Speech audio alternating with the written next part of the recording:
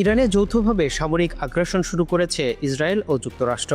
প্রথম দিনের আগ্রাসনে নিহত হয়েছেন ইরানের সর্বোচ্চ নেতা আয়াতুল্লাহ আলী খামেনি সহ বেশ কয়েকজন উচ্চপদস্থ সামরিক কর্মকর্তা। কিন্তু হঠাৎ করে ইন্টারনেটে ঘুরছে বেঁচে আছেন খামেনি, তার মৃত্যুর খবরটি ছিল মূলত যুদ্ধের একটি কৌশল। কিন্তু এই কথার আসলে বাস্তবতা কতটুকু, বিশ্লেষকরা বা কি বলছেন? প্রথম আগ্রাসনের পরই যুক্তরাষ্ট্রের প্রেসিডেন্ট ডোনাল্ড ট্রাম্প আর ইসরায়েলের প্রধানমন্ত্রী নেতানিয়াহু দাবি করেন নিহত হয়েছেন খামেনি। ট্রাম্পের দাবি আরও বড়, প্রথম দিনে নিহত হয়েছেন প্রথম সারির 40 জন সামরিক ও রাজনৈতিক কর্মকর্তা। শুরুর দিকে ইরান খামেনির মৃত্যুর খবর উড়িয়ে দেয়, তবে পরবর্তীতে তারা ঘোষণা দেয় পরিবারের 4 সদস্য সহ খামেনি নিহত হয়েছেন।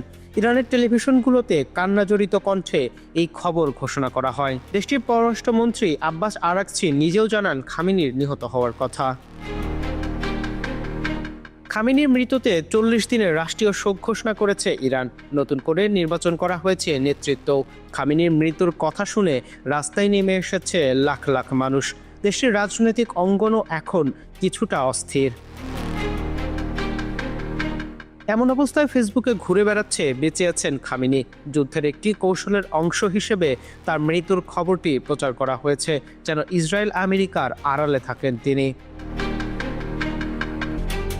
তবে বিশ্লেষকরা বলছেন, যেখানে ইরানের এই কঠিন মুহূর্তে সর্বোচ্চ নেতার সামনে দাঁড়িয়ে নেতৃত্ব দেওয়া সবচেয়ে বেশি জরুরি, যেই মুহূর্তে ইরান সরকারের সেনাদের মনোবল চাঙ্গা রাখা সবচেয়ে জরুরি, যার অবর্তমানে ইরান এখন নেতৃত্বহীন, যখন ইসরায়েল আমেরিকার আক্রমণের বিরুদ্ধে কড়া জবাব দেওয়ার পরিবর্তে এখন নেতা নির্বাচনে তাদের সময় দিতে হচ্ছে, সেই মুহূর্তে তার মৃত্যুর নাটক সাজিয়ে কৌশল করছে ইরান, এমন কথা বিশ্বাসযোগ্য নয়।